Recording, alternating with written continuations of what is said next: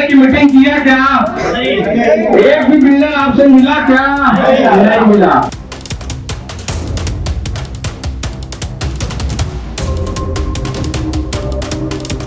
Committee के लोगों का सिर्फ यही है, जब नया बिल्डर आता है उनकी दुकान चालू हो जाती है, लोगों के पास जाते हैं, साइन लेते हैं, बिल्डर के पास बैठ जाते हैं कि साहब मैंने 300 साइन कराया, मेरा हिस्सा क्या होगा।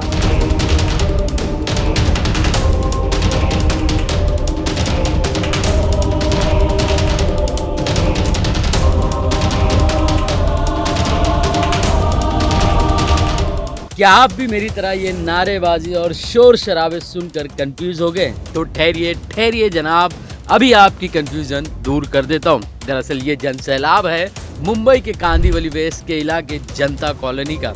ये जन सैलाब है, जन आंदोलन है, जन आक्रोश है, लेकिन सवाल वही कि जनता के अंदर इतना आक्रोश आया कैसे। दोस्तों, आपने SRA स्कीम का नाम तो सुना ही होगा। दरअसल ये महाराष्ट्र सरकार की वो योजना है जिसके तहत झोपड़पट्टियों का विकास करके उन्हें बिल्डिंग में तब्दील किया जाता है।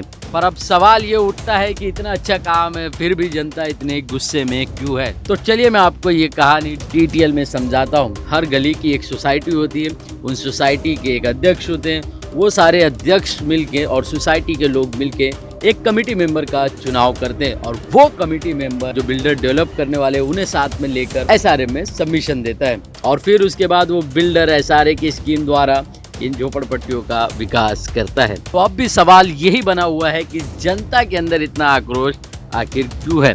तो हमने इसका सीधा जवाब जानने के लिए सफेद शर्ट में जो भाई साहब माइक लेकर हर जगह भाषण दे रहे हैं, हमने इनसे बातचीत करने की कोशिश की और इनसे समझना चाहा कि ये आज का आंदोलन क्यों और किसके विरोध में निकाला गया है। देखिए, ये आकाश सहकारी गृह निर्माण संस्था है। 2010 में SRA में सबमिशन हुआ था इसका।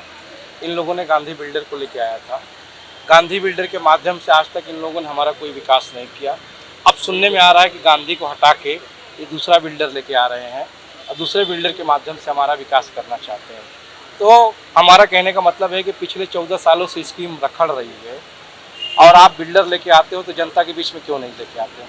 जनता से बातचीत क्यों नहीं करते हो? बिल्डर क्या सुविधाएं देगा, कैसे देगा, क्या करेगा, वो क्यों नहीं करते हो? ये लोग क्या करते हैं, सिर्फ साइन कराते हैं। साइन कराने के बाद में 300-500 साइन होता है तो बिल्डर के पास जाते हैं और अपनी दलाली की रकम तय करते हैं कि हमको इतना पैसा मिलना चाहिए, हमको इतना पैसा मिलना चाहिए, हमने इतना मेहनत किया है।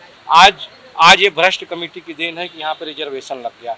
अगर 2010 में प्रोजेक्ट सबमिशन हुआ था, 2014 में रिजर्वेशन लगा है, अगर उसके पहले ही ये लोग जागरूक हो जाते, काम कराते, पब्लिक को साथ में ले लेते तो आज ये रिजर्वेशन यहाँ पे नहीं लगता। आज अगर जो रिजर्वेशन लगा है वो कमेटी की देन है, इनके बिल्डर की देन है। ये कमेटी के लोग बोगस साइन भी कराए हुए हैं पेपर पे। बोरीवली 17 नंबर कोर्ट में इनका मैटर भी चालू है।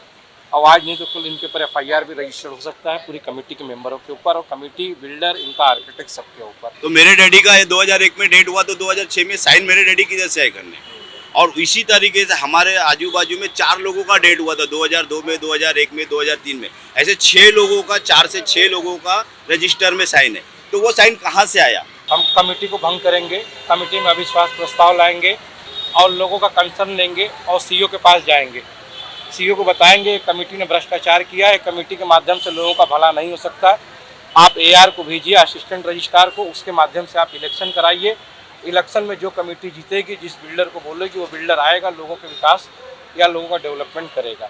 इस जन जागृति अभियान के माध्यम से हम यही चाह रहे हैं कि हमारे यहाँ पे जो भी विकास हो वो हम कमेटी के मेंबर को चुनेंगे और उनके माध्यम से आगे SRA में जाके हम वहाँ पे अपने विकास को लाएंगे और आगे का जो भी प्रस्ताव रहेगा उसको पूरा करेंगे। आप अगर बगल में देखोगे KD कंपाउंड में तो रूपारेल ने रिहैब की बिल्डिंग में कोई सुविधा नहीं दिया। आज भी ड्रेनेज के पानी की कोई सुविधा नहीं है, आज भी बिल्डिंग को OC नहीं आया, लेकिन सेल का बिल्डिंग बना के अपना पैसा लेके फरार हो गया है वो।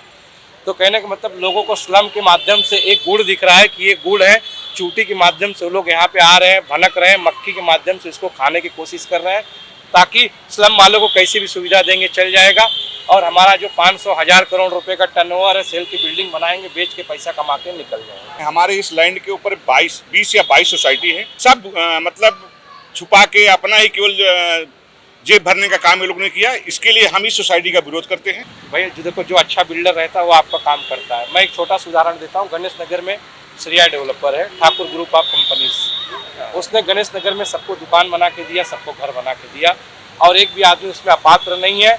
22 आदमी अपात्र थे, उनको भी चाबी दे दिया, भैया जब मैं पात्रता कराऊंगा तब आपको घर दूंगा, तब तक आप चाबी लेके जाओ, अपने घर में रहो, पात्रता की भी जिम्मेदारी मेरी है।